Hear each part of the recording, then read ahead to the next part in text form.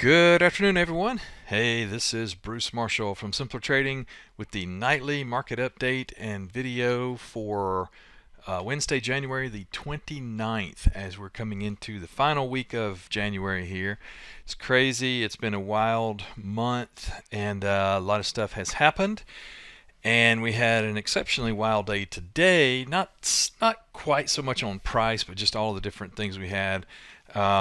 We had Fed meeting today. We have tons of earnings after hours. Things are moving all around. So let's jump in and take a look. I've got the S&P up here. You guys know I like to focus on the S&P because that gives us the tone for the market. So here's today's action. We came in very strong this morning off of Apple last night after the close, and a big gap up, everything's great, and so forth, and immediately sold that. And the World Health Organization came out today with an update on the coronavirus and all that stuff that's going on, and apparently there was a typo or something in there, and I think that might have spooked the market a little bit. Anyway, we immediately kind of came back up and then chopped around into the Fed. So just a lot of stuff going on today. So the Fed meeting was at 1 o'clock. That's right here. And they left rates unchanged, which was what we were expecting. That was, kind of a, baked in. I just wasn't expecting much from that. So we gapped up here. We kind of came back down. This is pretty typical for a Fed, that we have a gap up and then we fade back down to where we started. And in some cases, we will retrace. For example, if we go 5-10 points up, typically we'll trace 5-10 points down and then kind of come back where we started. And that's kind of what we did. We didn't go that far, but that's pretty standard. But then here at 2:30, we had the Fed comments. Let's see. Yeah, right here.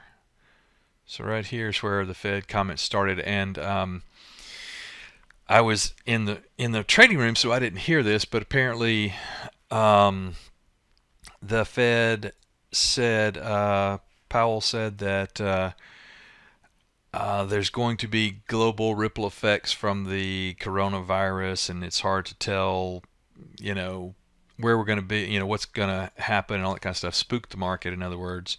And, we just came down into the close. So, again, if we bracket today's action, a whole lot of movement, and of course, kind of there's where we closed last night. A whole lot of movement, and we really kind of stayed within a decent range. Now, I guess top to bottom, that's a pretty good move. Maybe 20 points, from bottom to top. Then we had a lot of earnings after hours. Here we had, we had ILMN after hours with a miss. I didn't have anything on there.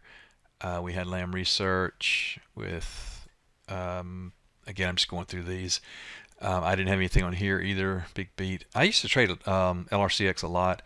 We had Microsoft kind of back and forth. Now was way up. All of these are still preliminary. I don't think we've had conference calls on any of these yet. PayPal flushed down, and then you can see the green. It's come back up.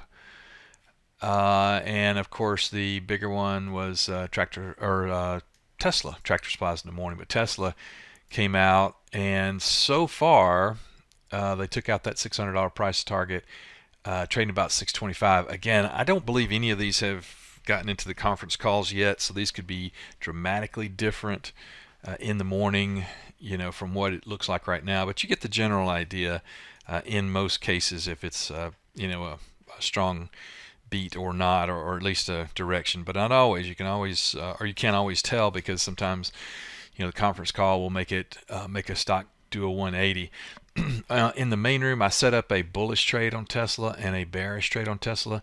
Excuse me, thinking that we would get an outsized move, and because Tesla was not really acting very well going into the close. See right here, we were kind of rallying all day, and then we just kind of started selling off into the close. And I know this was people, as it gets into the end of the day, anybody that had calls or were afraid of what, if they had profit or whatever, they're just trying to get out before the end of the day. So we kind of sold off into the end of the day. Then they had this big bounce up higher. But what I was thinking, and it's still way too early to tell, the expected move was about $60. And in the past, we've had moves like $100. So there will be a lot of short covering if we indeed do go up tomorrow in Tesla. The shorts have just gotten pounded on the stock, and I was talking about that in the room, and I said, they beat and go higher, the shorts can be scrambling. If they miss and go lower, the shorts are going to be pounding it down, so expect an outsized move. So we'll see in the morning what happens. It is interesting. Let's see if I've got NASDAQ up here. I always like to watch these indexes after hours, and it's kind of a mixed bag with the different tech names. Some are good. For the most part, they were good. Some are good and some are bad. But anyway, get back over here to the S&P. We still got a lot more names reporting in the morning. We have got Biogen, which I like to trade. Let's see. I'm just looking down the list here. Let's see. Hershey's, Coca-Cola, Eli Lilly, Philip Morris, Northrop Grumman, Raytheon, Sherwin-Williams, and Tractor Supply are all in the morning. So again, there'll be a lot more earnings in the morning. So expect more volatility tomorrow. And then, see tomorrow. So tomorrow after the close, we have Amazon. Big mover. So we'll see what happens tomorrow after the close with Amazon. And then next week, we start off with a bang. We've got Google on Tuesday. So, in my video last week, I said, we were approaching the... I don't want to say the top, because I certainly was not calling a top, but I said, we're stretched too thin up here. We're likely to pull back and all that kind of stuff. And the catalyst was probably going to be if we started getting some bad earnings. Well, I was right and I was wrong, because we did pull back, absolutely. But, the catalyst was the coronavirus.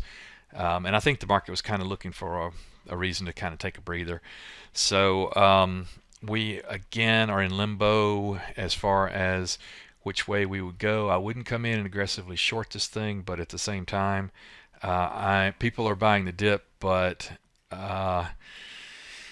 it's a very dicey buy the dip. I think we're more likely to have chop and kind of be a little more range bound back and forth action, which we had really not had up in this long stretch here of just higher highs. I think we may have more kind of things like this going on, whether we hang around here or not. Just, back and forth versus this, run, keep going higher, unless all of these earnings keep coming in, just crushing it and raising guidance and all that kind of stuff. But again, I think there's going to be deeper, longer lasting impact from the coronavirus that's going to affect a lot more things, and we won't know that until a couple of weeks, so be careful. And that's what the Fed said today, and that's why the market kind of sold off there. So be nimble,